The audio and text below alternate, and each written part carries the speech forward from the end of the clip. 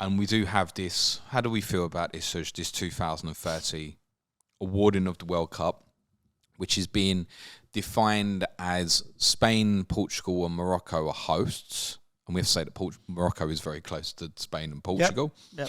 I mean, but I don't think it's massively different to Italy and Turkey. No, Morocco to Spain is not really any difference to us to Ireland, to be totally honest. Maybe even less. But you've obviously had the 3 nations thrown in from South America, Argentina, Uruguay, and Paraguay, who are each going to get 1 group game each at the start of the tournament to help mark the 100th centenary anniversary, obviously the first World Cup that was in 2030. Am I too nostalgic to have just wanted it to be in Uruguay and Argentina? Yeah, no, I'm with you. I don't see why it couldn't have been.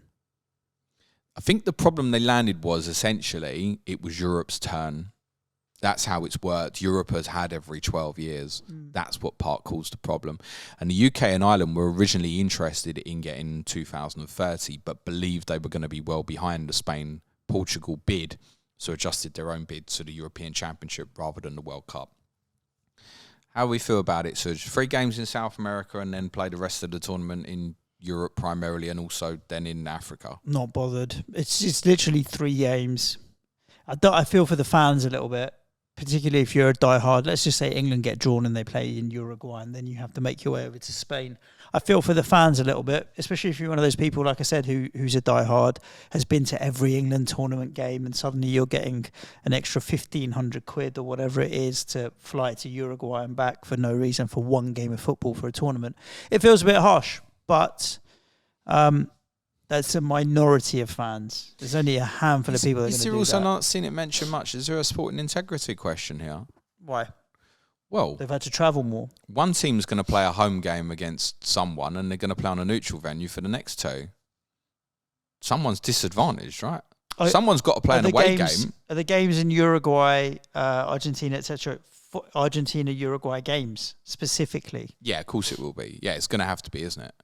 I hadn't assumed that. I hadn't made that assumption. I thought they might play like England, Germany, and Argentina or something. No, it can't be. It's going to have to be. In that case, yeah, sure. It's going to be. It's going to be the host nation. Surely they're not going to just. Oh yeah, we've got Angola against Romania in Argentina for their. Yeah, I mean you could argue the case that Spain have an advantage because every game's at home, or Portugal or Morocco. You know that. It doesn't bother me hugely, to be honest with you. I think we'll forget about it very quickly as soon as those 3 games are done.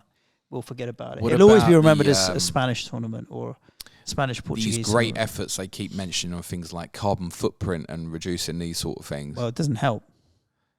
I mean... It doesn't help at all, James.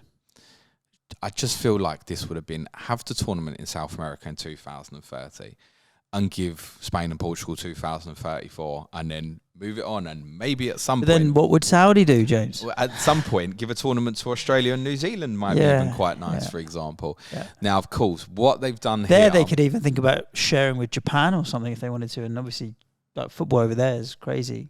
So popular now. What came with this announcement for 2030, which caught people a little bit by surprise. I think people just thought it was going to go to Spain and Portugal. Morocco.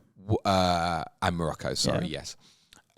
What the announcement meant last week was they also announced that the bidding process would open for 2034 and that those interested in bidding would have 4 weeks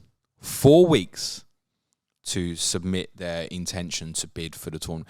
4 weeks notice when the tournament's 11 years away. Oh, and by the way, because we've given the tournament to Europe, Africa, and South America, no one from those continents can bid. So even though South America's only got, I might have said South Africa, sorry, I obviously meant South America. South America have only got 3 games, but can't bid for 2034. North America can't vote because they've got 2026. Europe now got it. Morocco have got a piece of Africa's pie, if you will, for 2030. So it literally just leaves 2034 for Asia. The only other ones that are allowed to bid is Oceania. If Australia and New Zealand wanted to quickly, at 4 weeks' notice, put a bid together. Why 4 weeks' notice? Why do you think, Suj? It's an inside job, isn't it? Well, it doesn't even, if say China or South Korea, Japan, these sort of countries want to get involved, or perhaps even some of the large nations in Asia who perhaps are less established in the football world, if you will, the likes of India, for example, to get themselves sorted. Well, should we bid for it? It's not happening, is it? Not going to happen. So you're going to have, highly likely, unless something really quickly happens with Australia and New Zealand, which we don't expect, an uncontested bid for Saudi Arabia 2034, and they know they're going to have it at sort of like 11 years in advance.